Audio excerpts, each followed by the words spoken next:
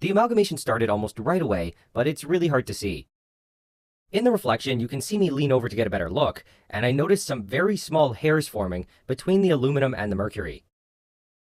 In real time, this process is really slow, so I set things up for a time lapse.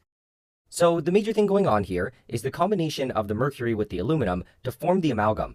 Some of the amalgam that forms gets dissolved in the mercury and makes its way to the top.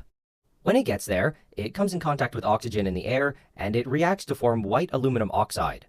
This part of the process is pretty short-lived though, because it quickly gets covered and protected by the oxide.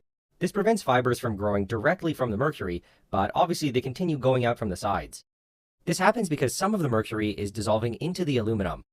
The amalgam here also reacts with air to form the oxide, but the difference is that it doesn't shut itself down. The dissolved mercury can continue to creep along the surface and amalgamate more aluminum. In theory, this process should keep going until the entire surface is covered with a thick layer of the oxide. The mercury could also penetrate deeper into the aluminum and compromise its strength, but I think that takes a really long time to do. About 4 hours later, I decided to end the time lapse. I spun the thing around, and when I noticed the other side looked a lot cooler, I was a little bit sad. Anyway, when I poke at it, you can see that it's not structurally very strong. I'm not sure what I was expecting, but I was surprised at how fragile it was. It looks like there's quite a bit of aluminum oxide here, but surprisingly, there's only about 200 milligrams.